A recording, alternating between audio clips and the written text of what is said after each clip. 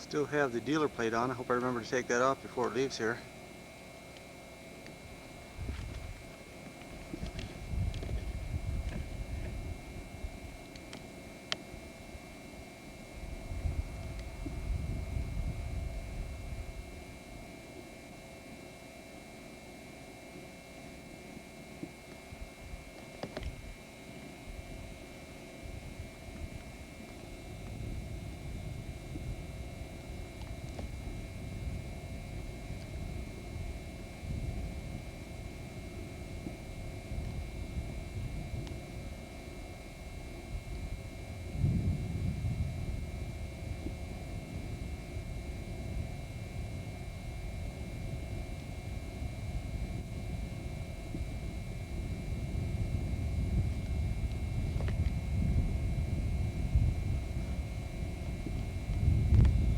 Here's the interior. As you can see, the seats are very nice in the car. Don't think there are any cuts or tears at all.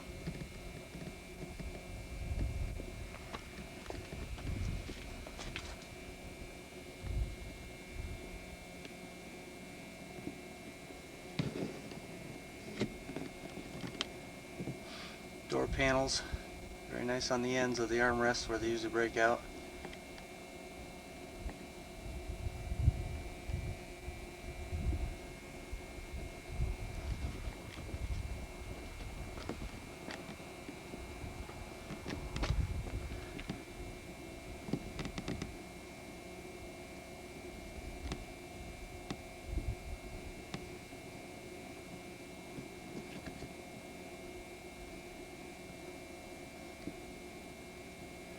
As you can see, the door molding is very nice.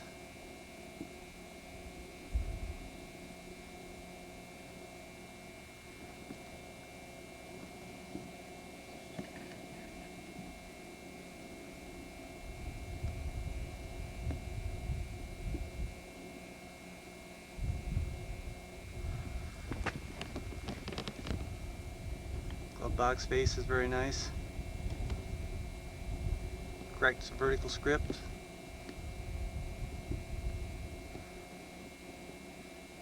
I didn't mention the plastic mats that are in the car, but these were I believe a factory option or an option you could get from the dealer.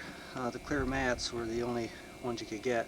Sometimes you'll see black mats, but they're an aftermarket. The clear mats were the ones that were available from Chevrolet. And I think maybe you can see the carpet here. Very nice condition.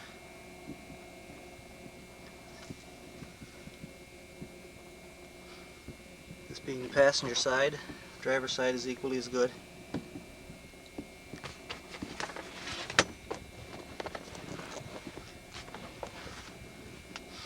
Correct shifter, reverse lockout.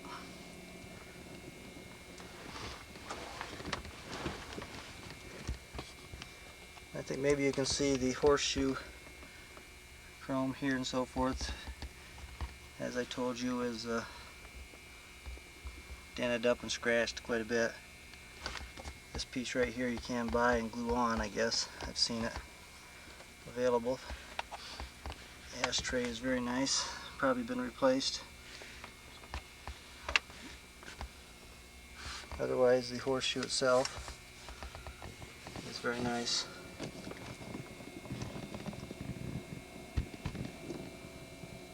The radio is correct. Works very well. Correct knobs. Very nice clock. Good color. The thing did run about 20 or 30 seconds on the way home. It would tick along every once in a while.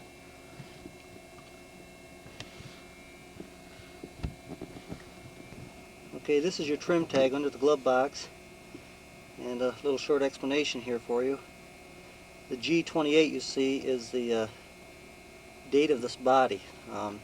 It's not when the car came off the assembly line, it's when the body itself was made. And the G is March, I believe, and 28th is the day of the month, so it's March 28th. the serial number of the car right here.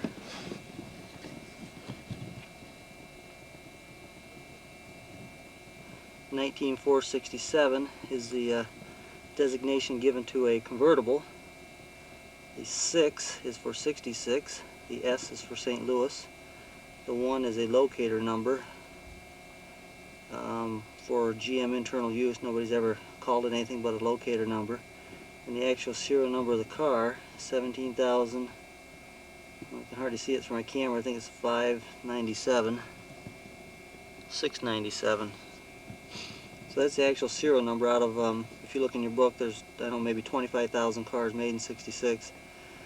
This is the serial number of the car that was assigned when the car went off the assembly line itself, after the motor and body and the car was painted and it was going off the assembly line.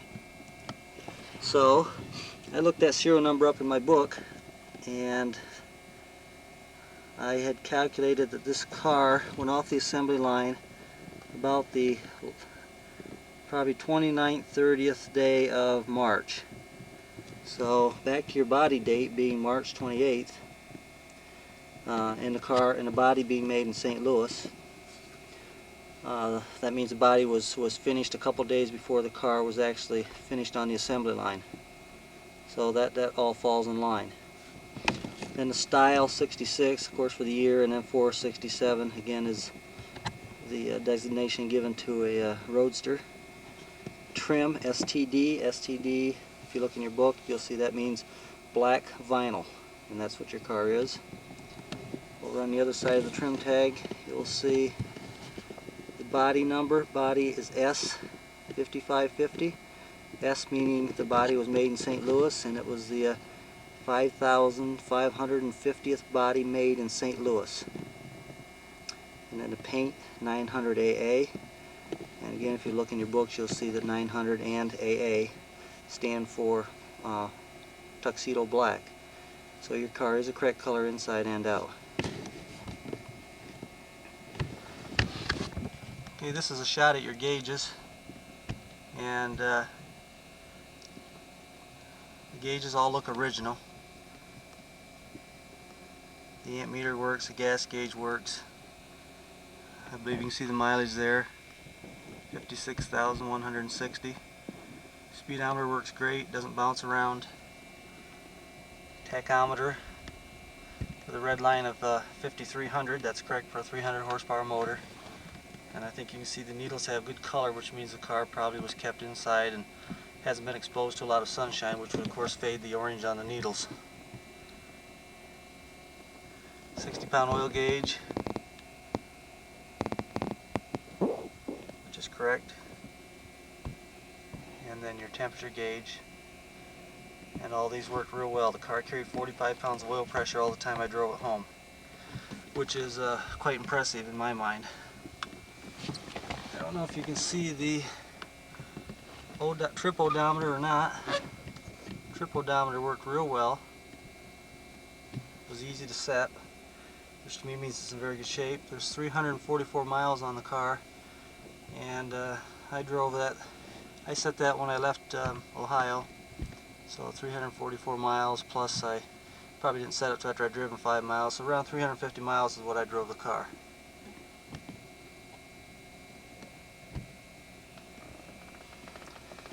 And I can turn on the radio here, I think.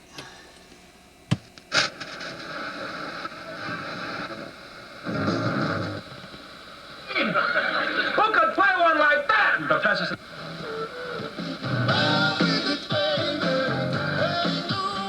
Big flat.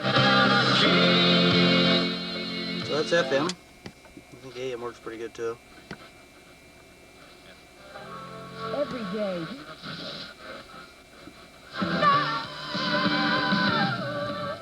You'll probably have much better luck with the radio out where you live. Blower works. Heater worked very well. All 3 speeds worked very well. And the glove box, I think I probably told you a lie here too. I thought this glove box was original. It is original, but somebody put this flap in, and I can see why. They cut a hole in the back Most likely they had a tape player in here, of 8-track or cassette player. I've had a lot of cars that have had the liner cut out. It's such an easy place to put in a tape player. That could be glued up in there, or you can buy a new liner and put in there, and all that hard to put in. I think you can see the light works there, and the floor lights work. Courtesy lights is what we call them. They work okay. Your vent cables. There's passenger. Works very easy, both sides. I'm amazed. Headlight motor switch works. I think you can see the headlight motors coming up. Of course, they work faster when the car is running. The headlight motors do work very well. And I did check the cigarette lighter on the way home. That also worked. And emergency brake works very well. It does hold, as I told you. Power antenna switch does work.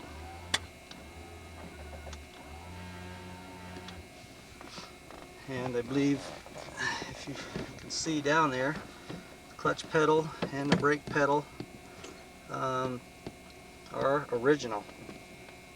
And the gas pedal is also original.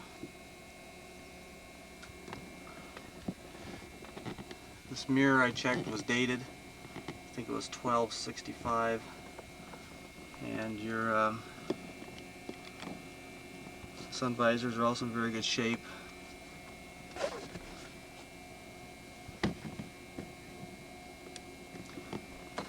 And the chrome latches for your convertible top are just virtually perfect. Usually these things will pit up and so forth, again, if they're exposed to a lot of moisture. But these are a very nice condition. As you can see, there are no pits in them at all.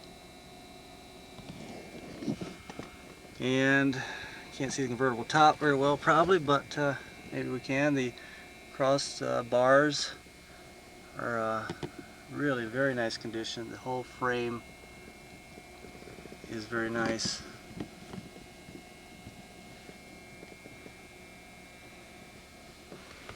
And I think this is the original convertible top. And looking out the back, I think you can see that the top fits the deck perfectly all the way across. There's no daylight.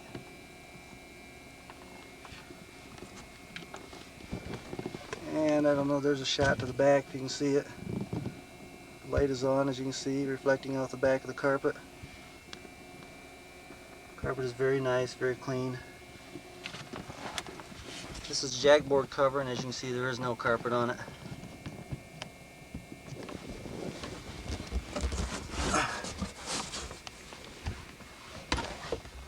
And I don't know if you can see down there, it's pretty dark.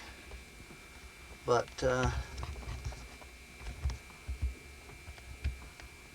there's a jack there, and the wrench, lug wrench, and a knockoff hammer. In that storage compartment down in there, I guess you can see there maybe a little better. Storage compartment is not broken up or anything. A lot of times they get broken up, cracked and so forth from rough use.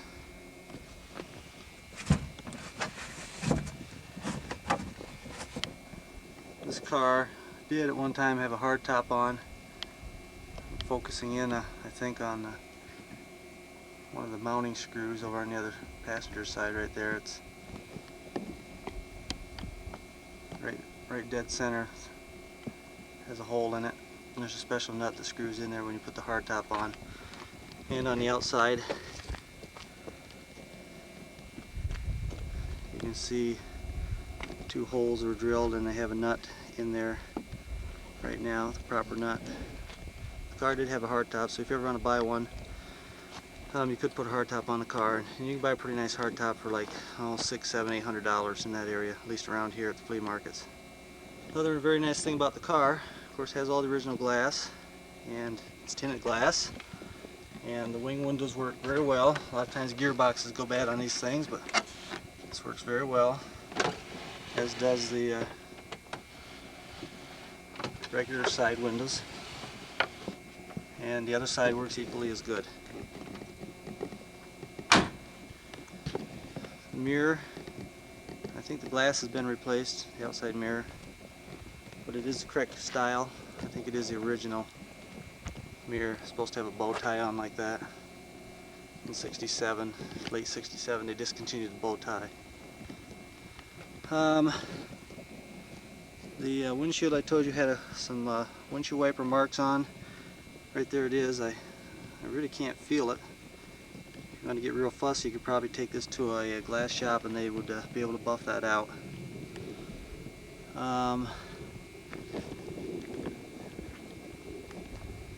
The other mark, I don't know if it can be seen, is right here. Probably can't be seen. Yeah, I think you can see it right there. Some little scratches, like, at least I can see it in the camera, so maybe you can on TV.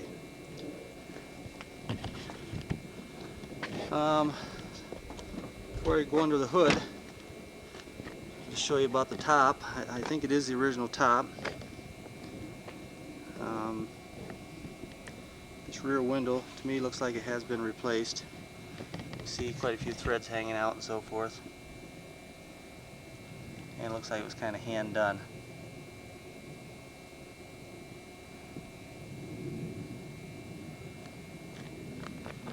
But the top again sits on the deck just almost perfect.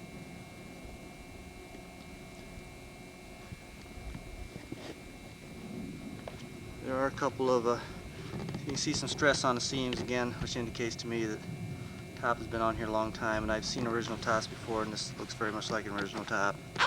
This is pulled here, but I guess actually the threads are out. You can't see inside or anything. And along the front here it fits pretty good. But I would not drive this car in the rain because this gasket under here, this is what we call the header bow across here, a piece of metal. There's supposed to be a gasket on it underneath it that goes between this metal top of the windshield and the skin itself. The gasket's not very expensive. It's like maybe a $10 item.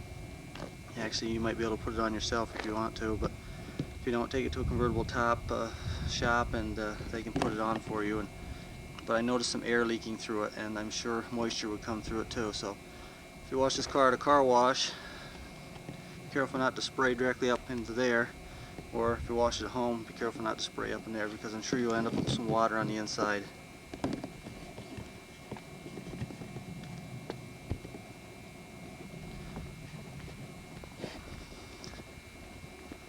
give you a shot of the other side. Again, there's some holes and so forth, a few wrinkles. The seam seems to be pretty good. Some stress shows. This side here is real nice and tight.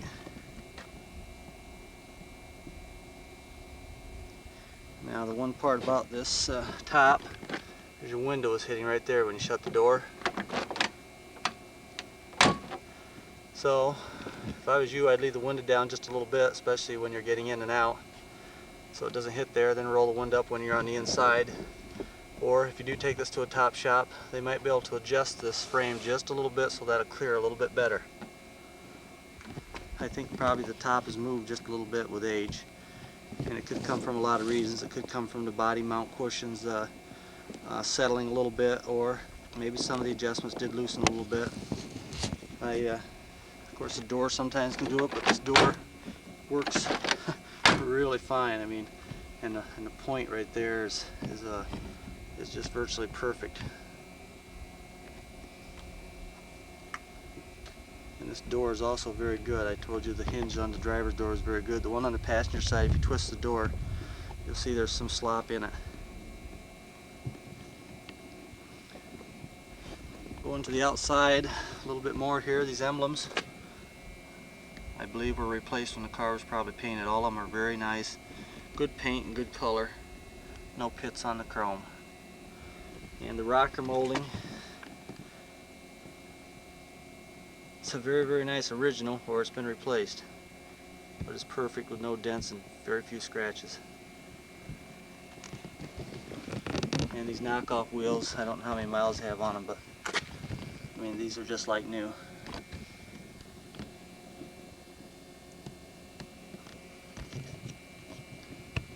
And I want to tell you about the knockoff wheels while I'm thinking of it. These are reproduction knockoff wheels. The real knockoff wheels by Kelsey Hayes, which were an option from the factory, had a tendency to come off all by themselves. Spinners would just come loose and the wheel would fall off. There have been a lot of cars damaged because of that. And 1966 was the last year of knockoff wheels, and that was a mandate from the federal government because they did come off and therefore were a safety hazard. This reproduction knockoff wheel has a roll pin in it, and if you pop this center cap off right here, and you can do it with a little screwdriver or a knife or something like that, then you'll see the threads, and you'll see a little roll pin stuck in the threads. There are like 5 or 6 holes drilled around the edge of the hub into the threads, and you have to pull that pin out before you can take the knockoff wheel off. Pull the pin out, the roll pin out, and then you can see right there it says off and an arrow pointing that way. So you take your hammer, your knockoff hammer, and you start hitting right on that to get the wheel off. And you have to hit it real hard and hit it real square, and the spinner will come loose, and then you just turn it off by hand, and then the wheel will just come right off. So therefore, when you're putting the wheel back on, you put the wheel on and you turn it until it pops into place. Or like 3 or 4 slots on the hub, and you have to turn the wheel until it kind of pops in place. They're alignment pins. And then you put the spinner back on. Of course, you're turning it clockwise for this particular wheel, and each wheel turns differently because of the side it's on. And you put the spinner on, you tighten it up by hand, then you start hitting it with a hammer. You keep hitting it right on the points here, and you hit it real hard until you get the spinner, the hole in the spinner, lined up with the holes in the hub itself, so you can put the roll pin back in. It's very important those roll pins are there, are put in place, because if they aren't there, these wheels will obviously come loose and fall off, similar to the rear wheels. So I haven't popped these covers off, but it would be a good idea if you did that. I don't think I can get it loose. No, I guess not. It would be a good idea if you did that before you drove the car anymore. A lot of times if the wheel comes loose, you'll feel it vibrate severely before it comes off, and you want to stop immediately. So much for that scare. It really is not maybe as serious as I made it sound. Here's the buffer burn in the paint. Right there, as I told you, it was right down to virtually the primer. There's another little one right there. Otherwise, the paint on the car is really quite nice. Some chips here or there, but nothing serious. This is Diane. She just got home from work. She has the spark plug to your car, which I left in the truck. Say hi to Kurt. Hi, Kurt. Nice car, huh? This is my son Tyler. What in front of your nose? These are my dogs. Feed it, Ma. Back to the car, I told you there were a few spots on the paint where I could see primer, and I just wanted to point out, here's one of them on the passenger grill. You can see the orange, rust-colored red primer right there. And there were just a few spots around like that where they didn't get a lot of paint on, and probably when they hand rubbed the car, that was so thin they just rubbed right through the black. These wiper blades I did not tell you on the phone, but they're Trico, and they're the flat type, which was used in '66. So it has the original wiper arms on, which is very nice. And I know you're interested in what the engine looks like. I would say the air cleaner lid has been re-chromed, which is very nice. Valve cover paint is very nice with the emblems on.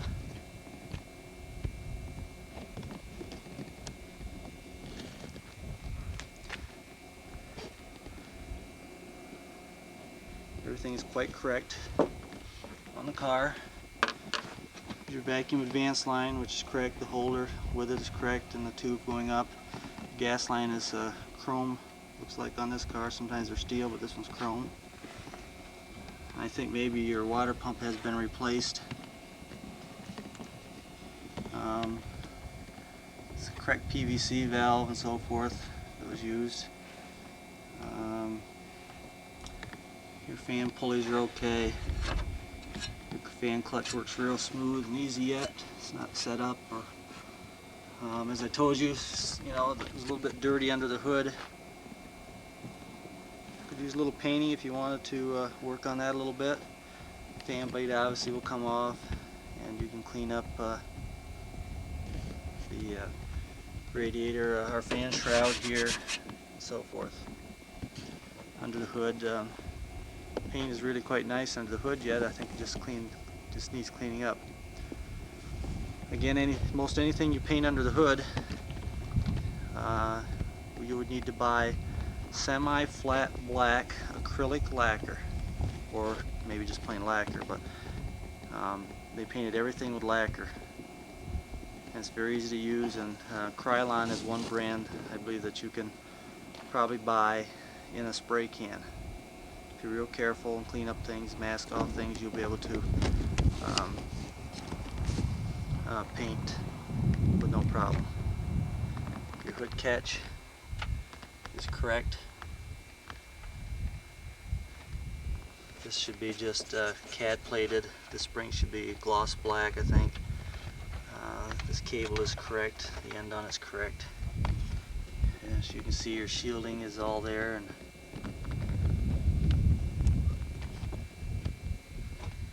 pieces over the spark plugs. Correct radiator or expansion tank cap. Notice all these clamps have been replaced. They used to be spring clamps. If you want to get fussy, you can buy them. Down the front here, I don't mind telling you, it's really cold out here. There's a horn, and there's the other horn over there. I believe they are the original horns by the looks. And on this side, everything is in the correct place. There's your horn relay up there that's mounted in the correct place, and the wire runs, this wire which goes up to the front for your headlight motors, your horns and so forth, is run in the proper place. There's your voltage regulator mounted in the correct place. The wire harness goes to the alternator is correct. Right now I have the shielding off this side of the car because I pulled the spark plug out. Spark plug right here, this is number 5 cylinder, it goes 1, 3, 5, 7, so number 5 was the one that was all wet and I think was misfiring when I drove the car home. Your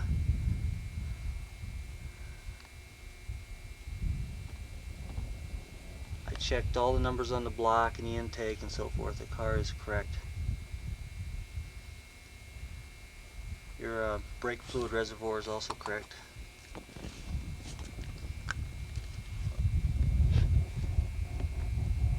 I don't know if I can focus in on it, but there's the date on the radiator, 66C. C means March, A being January, so March of 66. This is a late 60 or March car, so that's correct. And then on your expansion tank, it can be seen, it says 66B, so that's February 66. That is correct. Your battery does not have a holder on the top, and I told you you can buy the hold down. And you'll need to hold down the J bolts. The hold down has a heat shield on the side. You'll probably have to buy a used one or buy a reproduction one. I can't remember the price of them. It seems to me 15 or 20 bucks maybe, somewhere in that area. The distributor, I couldn't see the date on it, but I did see the model number. It's a 153 distributor, and that's correct for this car. And the air cleaner is correct. All this stuff is correct here. This is your water temperature sensor. That's correct. This should have an insulator over it, a little black tube light that slides over this green wire, and it's called an insulator. This spring right here for your accelerator rod is correct, and this holder for the rod or the spring is also correct.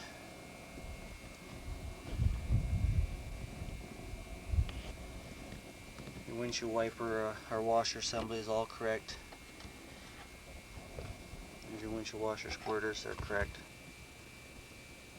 And I mentioned to you the A-arm covers.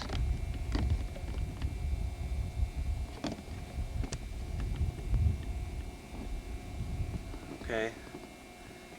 The shock is mounted to the A-arm, and that rubber cover is stapled to the inner fender. And that is the original one, and it's really in very good shape, probably as good as I've ever seen for an original one.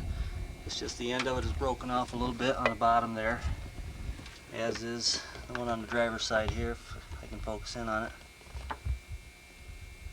It's just broken off a little bit, so they're really in pretty good shape. If you want to replace them, you could, but they are original and they are in very good shape. I'll go into the back of the car here a little bit. This is a reproduction antenna, I'm sure, but this tip with the flat sides on it is like the original did have, so somebody paid the bigger money to get the correct style. And the gas cap, I believe, is probably the original one. Got a few stress cracks in the plastic, maybe you can see them right in there. But it is in very good shape, the color is still very good on it. The rear bumpers, I believe, have been re-chromed. Hopefully you can see them. And they are also very nice. The front bumper I don't think has been re-chromed. Generally they last a lot longer, but chrome is very good on the car.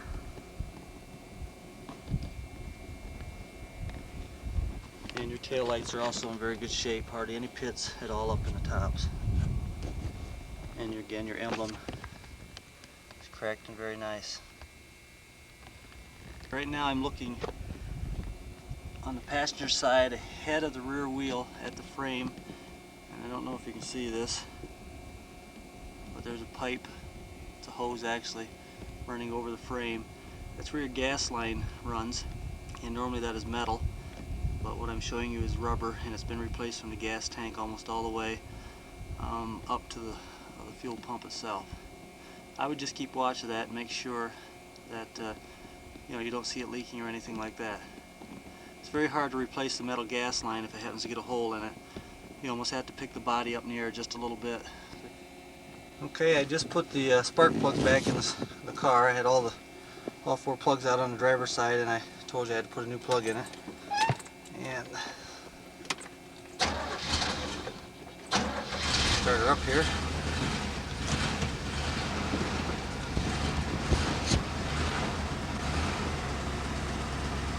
Here's your tach. You can see it runs very smooth.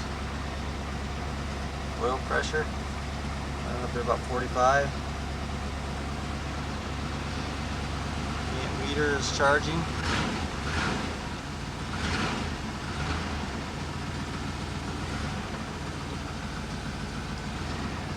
See the ammeter will flip a little bit when the lights are on.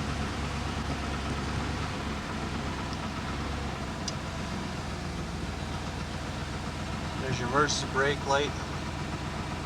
Flashes like it's supposed to. Now the other place next to it here is supposed to say lights. If you have the headlights on, it's a high beam. That works fine. If you have the headlights on and the motors are not rolled out, that's supposed to blink, and it does not. So I would say the bulb's burned out, and that's a real bugger to try to replace. It takes a special bulb, and if you look in your owner's manual to tell you what bulb you should take. If you can get your hand up behind the cluster, clear up towards the top of the cluster, find the light socket. For that, you just pull it out of the back of the light of the cluster. Just pull the socket right out. Take the old light bulb out, put the new one in, and plug it back in. And you have to plug it in because plugging it in gives it its ground. There's only one wire that goes to the socket that's hot, and when you plug it in to the back of the cluster, it's metal contact, and that's the ground. Well, the car sounds a lot better than when I drove it home. And we'll go out to the back here and hear it. The lights on, you see the one where the license plate works. Nice smooth sounding car now.